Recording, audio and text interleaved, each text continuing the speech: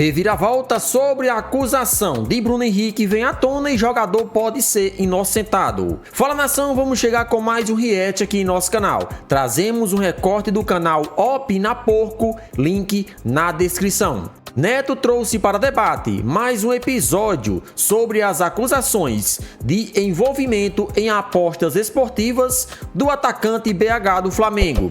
Mesmo com as divulgações das mensagens, o craque pode ser considerado inocente perante a lei e o palmeirense explica o motivo. Bora acompanhar o recorte e na sequência a gente participa deixando a nossa análise. Sem mais, bora pro conteúdo agora. Sou flamenguista apaixonado e trabalho em um escritório jurídico. Sobre o caso do Bruno Henrique, se fosse eu construindo sua defesa, baseado nos fatos e conversas que foram divulgadas pela mídia, seguiria a linha de defesa baseada na coação familiar. Vamos ver. Interessante, interessante. As conversas exibidas no jornal ontem, acho que ele estava falando do Fantástico, né? Talvez ele censurou o nome Fantástico porque eu ia falar aqui no vídeo. Não tem problema, mano. Eu tava falando lá da matéria do Fantástico, com certeza. Mostra que claramente o jogador sofria uma pressão emocional. E além disso, o fato de ter algumas conversas apagadas deixam em aberto essa questão. Por isso que ele falou da questão da coação. Que ele utilizaria essa linha de defesa, né? Penso eu. Pela forma como ele expressou aqui, é isso. Né, deixem aberta essa questão. Convido a ler a matéria do GE de hoje pela manhã. Lá cita vários casos, inclusive 95% deles não viram nada, mesmo com prints de conversas pelo aplicativo. Bruno Henrique pode ser inocentado com tudo isso. Ainda ele coloca aqui, parabéns pela vitória do Palmeiras de ontem, obrigado, mano.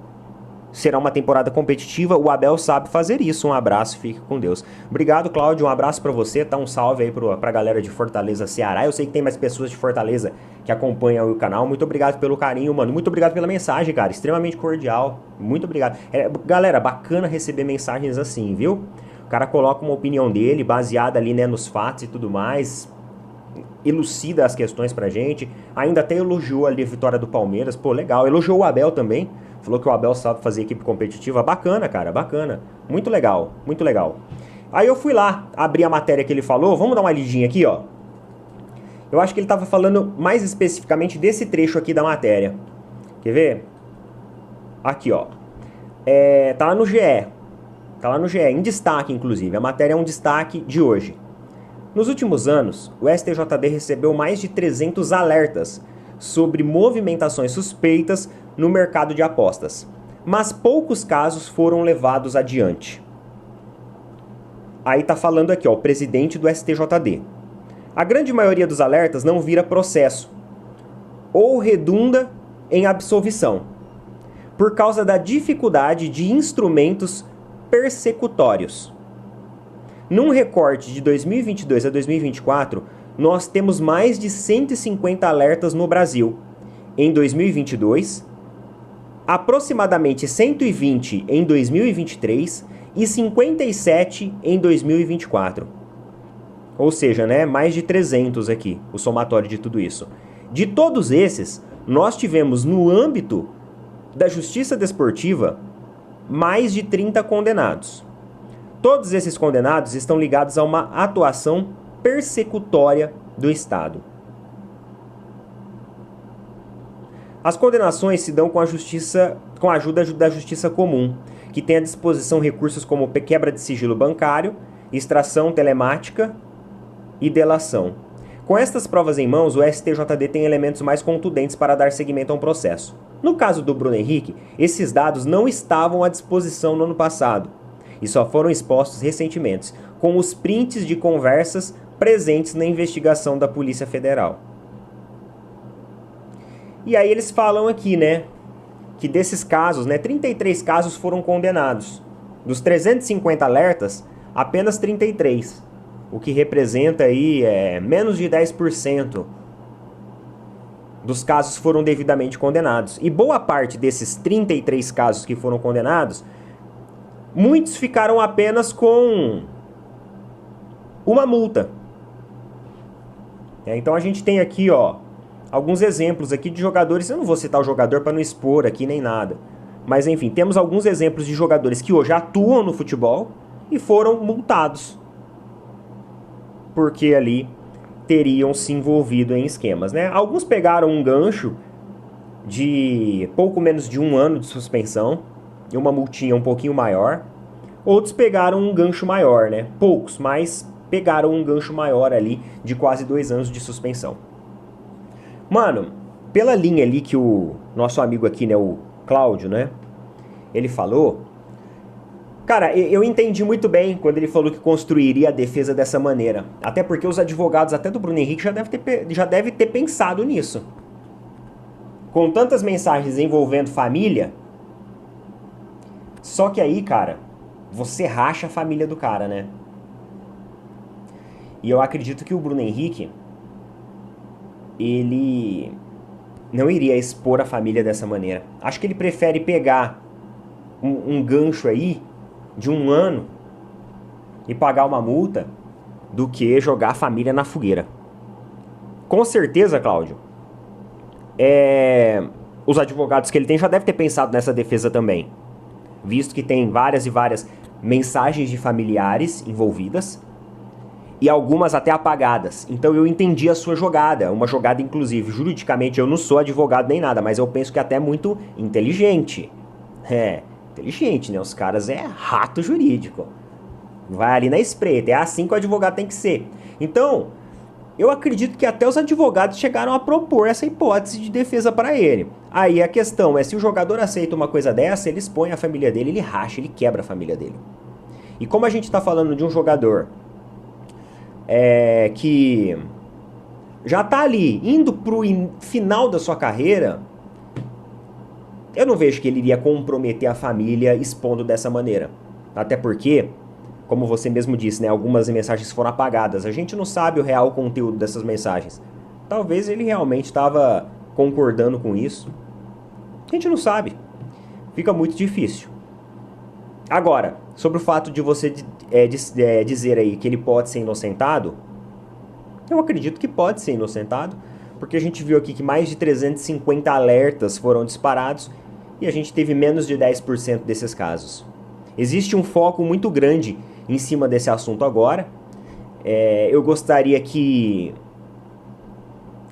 os jornais, com o mesmo entusiasmo que mostra casos de manipulações esportivas, mostrassem também não só no âmbito do jogador, mas também no âmbito de federações, né, de confederações. Mas isso não vai acontecer, porque os veículos de comunicação, eles têm contratos com organizadores de competições. Acho que vocês entenderam o que eu tô querendo dizer. É aquele negócio, qualquer coisa eu vou utilizar o escritório do Cláudio aí. Mas enfim, eu vou evitar utilizar os seus serviços jurídicos, meu amigo. Eu vou evitar, tá? Então eu não vou falar mais do que eu queria falar, mas eu acredito que vocês entenderam.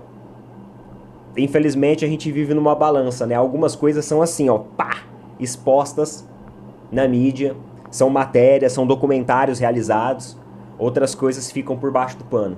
Lamentavelmente. A galera já entendeu o que eu quero dizer. A galera já entendeu. Mas é isso, mano. Vamos ver como que vai ser as coisas. Eu só trouxe aí uma reflexão de um colega aí que segue o canal. Achei interessante, tá? A forma dele articular. Achei interessante. E realmente encaixa muito bem. Se você for ver aí, pelo menos com os fatos que foram divulgados, né? Igual ele falou, ó, pelo menos o que tá na mídia encaixa muito bem. E o colega aí acredita na inocência, né? Que ele pode ser até inocentado, baseado também nas matérias aí que menos de 10% desses casos são realmente efetivamente condenados. E alguns que são condenados ainda são condenados apenas com uma multa, como é o caso que a gente mostrou aqui, tá? Salve, salve nação, sejam todos bem-vindos ao nosso canal. Se você é novo por aqui, chega, se inscreva, ative as notificações e, é claro, deixa aquele like para fortalecer o nosso trabalho. O link do canal Opina Porco ficará na descrição como forma de créditos.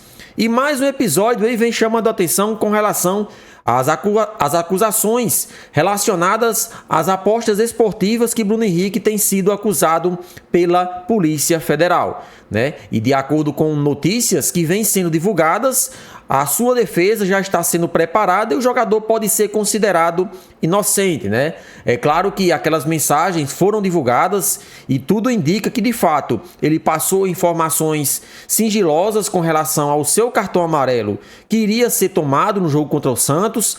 Todos nós sabemos que em uma partida de futebol, dependendo da partida que o jogador vai atuar, se ele já tem 2 cartões amarelos, e se na partida seguinte é um jogo considerado fácil, os times, os clubes, é mais do que normal que peçam para o jogador cometer uma falta e assim receba o cartão amarelo, para que na partida considerado fácil fique de fora e na partida seguinte, que vamos dizer assim, a partida mais difícil, o jogador esteja com os cartões zerados. Isso é normal. Todos nós sabemos que acontece no futebol diariamente. O que Bruno Henrique teria cometido de erro foi ter repassado essa informação para um familiar, para que esse familiar apostasse em casas de apostas e assim lucrasse com esse cartão amarelo do jogador. A Polícia Federal recolheu os telefones de Bruno Henrique, né, ano passado, porque essa investigação é desde o ano passado, e pegou algumas mensagens do jogador com os seus familiares afirmando o dia que iria tomar esse cartão amarelo. Com certeza o jogador, né, veio a público informar que era inocente, iria se defender e mostrar e provar para todos que não participou de maneira que pudesse atrapalhar aí essa questão de apostas esportivas. Foi mais uma questão de informar mesmo, e o jogador está aí participando e vai informar com relação ao seu advogado essas informações para que ele seja considerado inocente. E Neto trouxe para debate aí uma informação de que apenas 10% dessas acusações de jogadores que teriam participado de apostas esportivas que são condenados, multados e até mesmo afastados do futebol por conta dessa situação. Então o Bruno Henrique tem uma grande chance, vamos dizer assim, 90% de ser considerado inocente, o que o Flamengo ganha e muito com isso, porque imagine só ele ser suspenso nesse momento de uma temporada difícil, uma temporada complicada, e que o Flamengo com certeza vai precisar dele, né, nas partidas aí. Para vocês, Bruno Henrique é inocente ou culpado? Participa deixando a sua opinião nos comentários.